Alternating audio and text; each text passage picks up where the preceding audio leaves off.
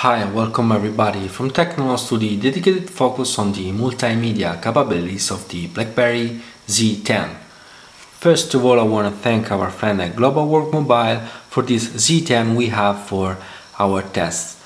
Well, today we will see the multimedia side of this BlackBerry Z10, and just let me remind you a few hardware specs. We have here the main camera, which is the 8 megapixel backside illuminated sensor with 5-element lens and an aperture size of f2.2, which is quite bright if you consider that the iPhone, for instance, has f2.4, while the Galaxy S3 has 2.6 and HTC One, One X and One X Plus have both the f2.0. On the front side we have the 2 megapixel sensor. Well, let's just unlock the device and we will go directly into the camera interface. Let me rotate the camera interface. The camera interface is really simple. We don't have many settings. Maybe we have even less settings than what we can find usually on iPhone, for instance. So if we select the settings for the picture, we have just the possibility to switch to the main camera, to have a different shooting mode between normal, stabilization or burst mode, and we have the scene selector between auto, action, whiteboard, night, beach and snow. We have the selector for the flash, automatic, always on or always off, and the aspect ratio between 16:9 and 4:3. So we have really few settings. We don't have panoramic mode, we don't have HDR, we don't have any possibility to insert geotagging info into the picture.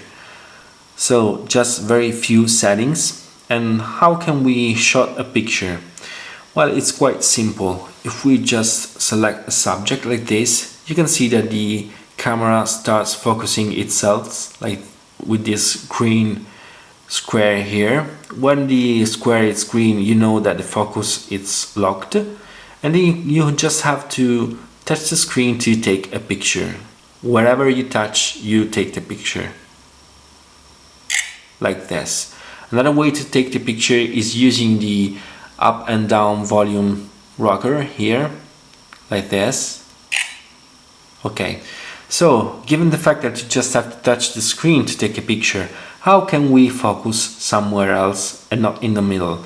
We have to keep pressing the focus selector and then move it wherever we want into the scene, like this, and we have the focus where we left the focus selector, so we can finally touch the screen to take a picture. So this is not very intuitive, at least in my humble opinion, and it's not very easy and fast to take a picture this way. I mean, you always have to be sure that you have the main subject of your picture in the center. This way you can rely on the phone itself capability of focusing. Otherwise you should have to go around with your finger dragging the focus selector where you want to focus the scene. We have then other selection here between the video recording.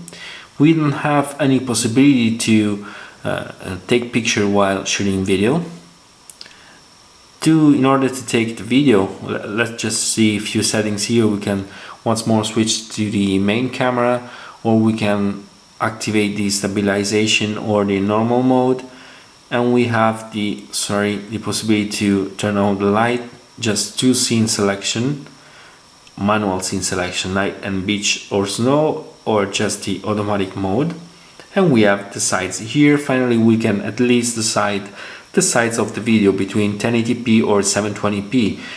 I do remind you that we could not select any kind of the picture resolution for what concerns picture taking. So let's just try to take a video. We just have to touch the screen as well as we had for the picture, like this. Touching again, we will stop we have the possibility even to use the volume rocker once more. The last things I want to show you is the time shift mode. So this is the only addiction to the this camera capabilities. We don't have panoramic mode, nothing else but this time shift. This is useful mainly for what concern picture taking of people. So if you take the picture this way,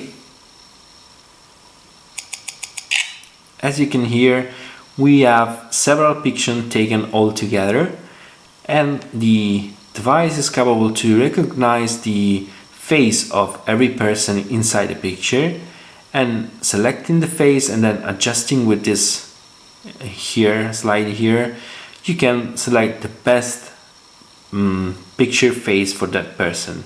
When you decided you selected the best face for every person, you can just accept the picture. Right now, sorry guys, I don't have any face to show you, so keep for good what I'm telling you. The last things I want to show you is the burst mode for the normal picture taking. So we have to select here burst mode. We have two ways to take picture into burst mode. We have to sliding to enter here, sliding from right to left, and keep pressing the screen to take pictures like this. You can see the picture counter. Okay. Or we can just keep pressing the volume rocker up or down like this. Okay, this is the burst mode of this device. Then let's see now, the picture we've just taken. The gallery of the device is called pictures, this up here, and it's quite simple too. As you can see, we have the recent tab where we have the recently added and the recently viewed. We have the camera tab where we have all the picture taken by our own camera, and we have the albums. This is just a way to browse the picture inside the internal memory or the external SD card. We don't have here any kind of map view or any other stuff, because as I told you, we don't have geotagging inside the picture. The only things we can perform is a little bit of it's the possibility to modify a picture, to edit a picture like this. We can select different filters, and it's very nice the way we can apply or preview the filters, because we have to perform this small gesture here, swiping from down to the upper side, and we will see how the filters apply to the picture we chosen. We have the possibility to enhance it here, contrast, brightness, and white balance, all this stuff. Transform the picture so we can rotate, change aspect ratio, or we can apply some filter styles here. It's maybe more or less something a la Instagram, let's say. Then we can save or return to the original picture. Okay, discard. So these are all apart from, of course, for what concerns the sharing possibility of that we have. The only addiction to the only things that we can do with this gallery. So let's see the picture we've taken. Let's select the camera. Here we have a mixed bag. Let me tell you what I mean. We have very good picture for what concern direct sunlight. We have very good picture for what concern macro, for what concern night mode. We have a mixed bag for what concern scene where there's few light and they are not well lit. We have in that case a little bit too much of noise like this. This is a night scene, but we have many, as you can see here, we have many light into the scene. So this is the kind of situation where we have, the scene is not well lit. As you can see here, there's many noise inside maybe let's say it's not too much, but we do have noise. Is quite, you know, easy to spot it. Quite a completely different situation is when, sorry, we shoot a picture in completely low light like this. You know, I've been trying several devices and none of them was capable to, you know, take a picture like this. We could even see the ceiling inside the offices here. Normally every, you know, window here is just a white square and nothing else. Here I'm even capable to, you know, recognize a little bit of ceiling on every office. So this is really a very good night picture with very low noise. I mean, we're always talking about a mobile phone, we're not using a DSLR, but nevertheless it's very nice night mode. So this instead is another situation with a mixed bag, because we have not that much light, but as you can see here we can spot easily the noise in this part of the picture. What else? If we do use you know, if we do take pictures, sorry guys, if we do take pictures in very good light like this, there's no problem at all. The picture is very good. There are many details. It's very nice picture. Even the macro, as I told you, are very good. You can see there are many details into the picture and that's very low noise. And these are the other part of the mixed bag. These are seen with a very, you know, not that much light, but it's incredible how this time the device could capture the scene with a perfect light condition. Really, trust me, I've used to take this shot with many devices. None of them was capable to capture this perfect light like this. So this is very strange. Sometimes we have a very strange behavior because in, you know, mixed situation we get or bad picture or very good picture. I'm always talking about the picture where the light is not so good, of course. In any other situation, so with very good light or with very low light like night mode, the pictures are very good nevertheless. So the picture size, you know, goes between 1.2 megabytes, sorry, up to 2.4 megabyte. Most of the picture, I mean, the average size is around 1.5 megabyte, sorry. It's not that nice. I mean, I thought for 8 megapixel sensor to have more or less an average size of 2 megabytes, but it's just 1.5. Nevertheless, in picture like this, we are taken against direct sunlight. As we don't have HDR, as you can see, the picture is quite dark. The only way to, you know, brighten the picture is just to focus on the black area of the picture, so you will have all the scene lighten up, but this way you cannot see, you lost all the details for the sky, for instance. This is because we don't have HDR. So this is for what concern picture. Now just let me talk to you about the video.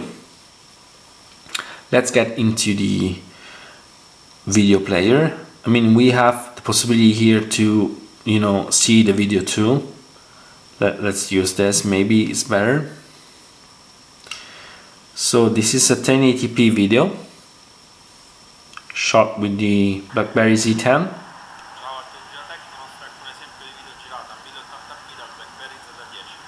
The video is very good. It's quite fluid to be smooth to be 1080p, because the scene is not always that easy to shot with the mobile device.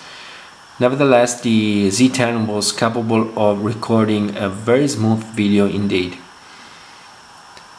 This was a 1080p. Now just let me show you the 720p, which is of course almost the same. No problem for what concerns smoothness at all. Just to give you a few quick info about the video, the video specs, sorry. The 1080p video was recording at 16 megabit per second, while the 720p video was recording at 8 megabit per second. So quite good if you consider that other devices, like for instance the Galaxy Note 2, are capable of recording 1080p video at 17 megabit per second. So it's a very good result for this C10. Now let's see the video playback capabilities. Here is the video playback app. It's very not that far from the gallery. You have this recent tab with the recently played and recently added. Sorry guys, I'm not able to talk, I don't know what's going on. Okay, we have the camera, so with all the video we took with this device, and we have the library, which just let us browse all the video inside the device. Just to give you an idea, this device is not even capable of recognizing, at least with this default video player app, the MKV file format. So my MKV test files are not even recognized and listed here into the default video player. But, and this is really nice, we can at least reproduce any Windows Media Video file up to 1080p. This is really interesting. It's the first device capable out of the box to reproduce Windows Media Video file. This is the 480p, and this is really nice. We can even perform a pinch to zoom of the video while we're seeing it. Very interesting. This is the 480p. Now I will show you the 720p Windows Media Video. No problem, no out of sync, very good reproduction of Windows Media Video file. And we have here the 1080p Windows Media Video file, so no problem here too. And as you can see, we can even zoom with no lag or no stuttering of any kind. Very nice. Then I had some problem in reproducing the DevX video. This was a 480p DevX video. There's no problem in reproducing the XVID video like this one. This is the 1080p XVID video. And we have, of course, no problem in reproducing MP4 video. This is the 1080p MP4 video.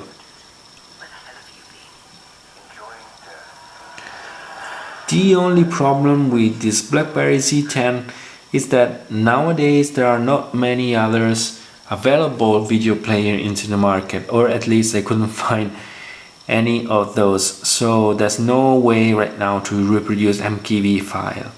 I even tried to use some Android video player using the side load capabilities of Android app for this Z10, but there was no way to be able to start any Android video player on this Z10. Now let's talk about the music.